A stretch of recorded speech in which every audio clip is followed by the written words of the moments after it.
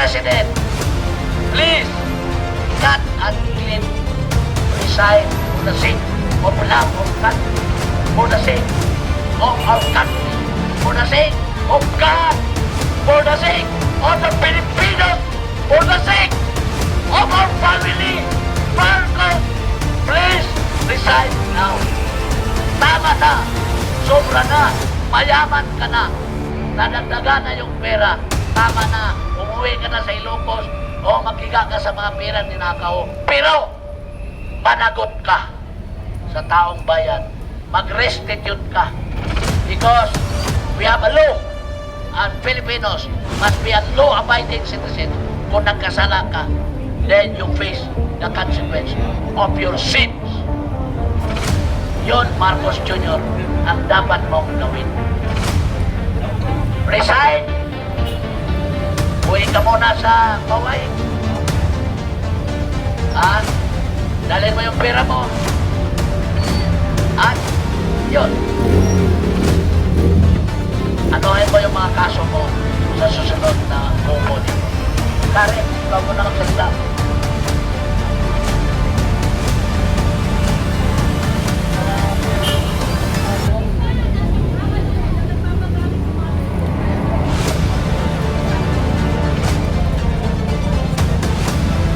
Nandito na naman kayo.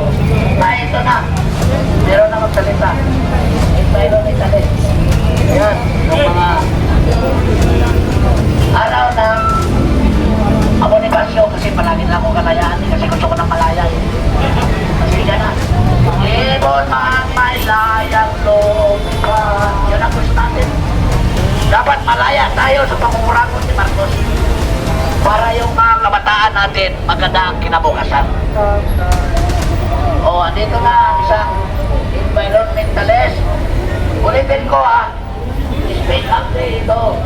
Kaya tayo nandito, pinayagan tayo. Dahil nandito po ay speak up. Speak up day. O, kung sino magsalita, sige magsalita kayo. Ha? O, brother. Okay, bigay mo yung video mo. Oh. Ay, ang ating mga kasama, ngayon pa pagdating alauna. Yung iba natin, meron pang darating. So, brother, ang mga daw niya, ang record Guinness Book na greatest magnanakaw sa Pilipinas. Pangalawa, ano ba ang ipabangon ni Bukoban? Nagtalaga siya ng mga judges sa Sandigang Bayan, sa Ombudsman, sa Supreme Court, may pinasok siya mga judges. Para ano? Gusto nilang dinisin ang madilim na nakaraan ng kanilang ama na maraming kaso. Pero ngayon, unti-unti na nabura ang mga kaso ng kanyang ama sa planter niya sa bansa ito. Lumalabas ang mga kaso at pinawalang sala na ang kanyang ama at kanyang pamilya sa mga magnanakaw na kanilang ginawa noong panahon ng kanyang ama. Pangatlo, anong ibabangon nila? Sa libro kasi, di ba, sa atin, doon sa libro ng Philippine History, nakatatak doon na ang Marcos ay magnanakaw, diktador, at friendly. Di ba, salud. Salud ng bayan ng mga Marcos. So, itinalaga niya ang kanyang kabinet, pinalitan si Inday Sara, pinalit si Angkara para pag-alis niya, malinis na ang libro, wala ng history na libro na magnanakaw ang kanilang ama.